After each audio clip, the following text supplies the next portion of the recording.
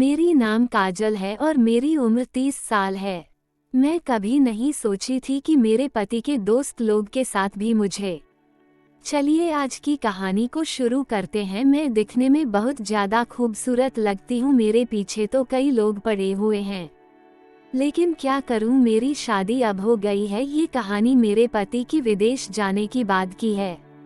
मेरे शादी के कुछ दिन बाद ही मेरे पति विदेश चले जाते हैं और मैं इस उम्र में अपने घर पर अकेली ही रहती हूँ और मेरी सांस भी दिखने में ठीक ठाक ही लगती है। मैं जब रात में सोने के लिए जाती हूँ तो मेरे पति का बहुत ज़्यादा याद आने लग जाता है, लेकिन मैं क्या करूँ, वो इंडिया में थोड़ी ना है। वह तो इंडिया से बाहर है। अगर वह इंडिया में होते तो शायद उनको मैं घर पर अपनी बुला भी लेती, लेकिन जब मुझे उनका याद आने लग जाता है तो मैं उनके पास फ़ोन करके बात कर लेती हूँ। लेकिन क्या करूँ, फ़ोन पर तो मेरी ज़रूरत पूरी नहीं ना हो पाती थी। मुझे अब उनकी बहुत ज़्यादा ज़रूरत है। उनके गांव के दोस्त लोग बाहर से घर पर आए हुए थे कुछ सामान लेकर, जो कि मेरे पति ने भेजा था। लेकिन मैं सोची कि उनको अपने घर पर बुलाती हूँ, लेकिन मेरे बुलाने से पहले वह फ़ोन करके बोलते हैं कि भाभी जी, हम लोग आपके घर पर आ जाने वाले हैं।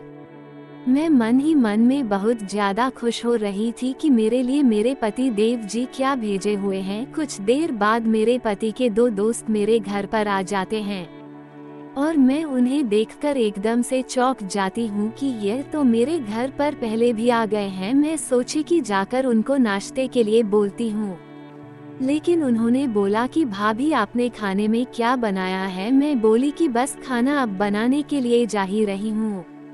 उनके एक दोस्त मुझे बहुत ही गौर से देख रहे थे, जैसे कि वो मुझे लाइन दे रहे हैं। मैं मन ही मन सोच रही थी कि मैं अपनी ज़रूरत अब इन्हीं दोनों से पूरी करवा लेती हूँ। फिर मैं सोची कि अगर ये अकेले आते तो शायद मैं अपनी ज़रूरत पूरी कर भी लेती, लेकिन ये तो दो आदमी आए हुए हैं। अगर एक ज़रूरत पूरी करूंगी तो दूसरे को भी अपनी ज़रूरत पूरी करनी पड़ जाएगी, नहीं तो ये सब बात बाहर भी फैल जाएगा। फिर मैं सोची अभी नहीं, कुछ दिन बाद मैं इनको खुद कॉल करके अपने घर पर बुलाऊंगी। लेकिन जब मैं कमरे में अकेले जाती हूँ तो मुझे महसूस होता है कि वो दोनों आपस में कुछ बातें कर रहे हैं। फिर मैं चुपके से अपने दरवाजे के पीछे छिपकर उनकी बातें सुनने लग जाती हूँ। वह दोनों आपस में बातें कर रहे थे कि भाभी तो बहुत ही ज़्यादा देखने में स्मार्ट लग रही है।